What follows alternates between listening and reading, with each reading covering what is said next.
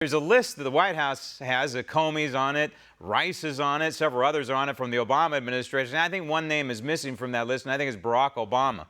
Here's a man who, in my opinion, cannot be trusted. Here's a man who gave away certain national security aspects of this country to foreign entities who are our enemy. For example, Iran, cozying up to the Iranian regime, the terrorist Iranian regime in Tehran, giving them tens of billions of dollars to build up their arsenals, to in turn attack the United States and take out our military. This makes no sense to me. Why do we want these people to still have security clearance? We don't. They shouldn't. There's absolutely no reason they need to have this information. And most of them, we have established conclusively, have been using sensitive information acquired in the course of their jobs for political purposes.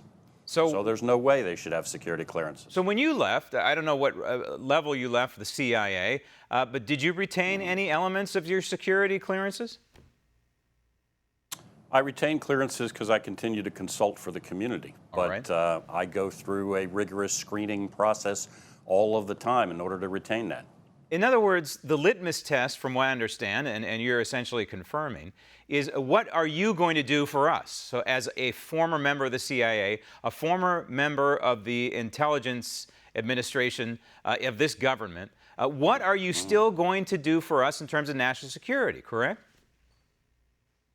Absolutely. Why do you need it? And then I would add that if I had engaged in anything remotely resembling the activities that most of these guys have, I would have lost that clearance a long time ago, without question, instantaneously. You see James Brennan out there tweeting terrible things about the President of the United States. He's allowed to have his opinion. He's allowed to exercise his First Amendment rights. But my question is he doing so from the prism of being a Democrat, or in his case, a communist, a political operative for another network where he is paid? Or is he doing so based on certain information, sensitive information, that maybe he's privy to? And this is problematic to me. He's definitely doing it based on sensitive information. We have established that he has misused that information. And he misrepresents himself. He pretends that he is not a mouthpiece for Clinton Inc. He acts like he is some disinterested neutral observer, which he is not and has not been for decades, actually. So do you see any benefit at all for somebody like Brennan to continue to have a security clearance? No, he should, absolutely he should have his clearance revoked. I don't know whether Comey and McCabe still have clearances. They should have lost theirs when they were fired. If they still have them, that's an oversight. They obviously should not have clearances either.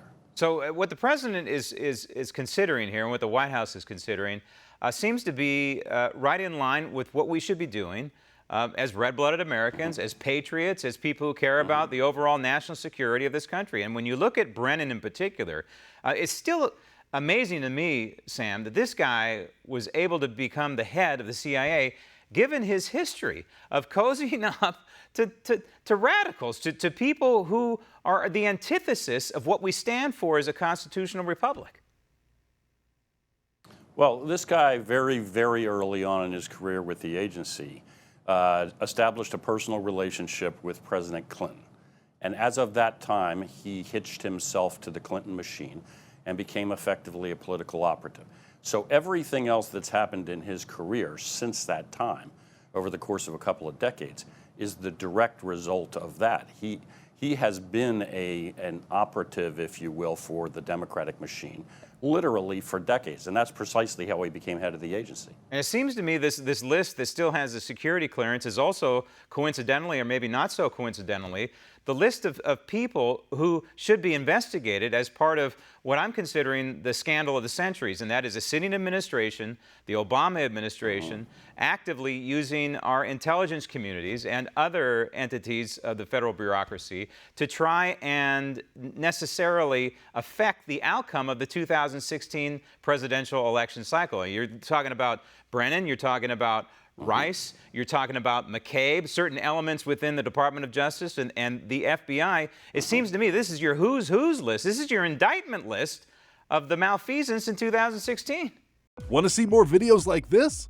Click on the link below and subscribe to One America News on YouTube, and call your cable provider and kindly demand that One America News is added to your lineup. Call and subscribe today.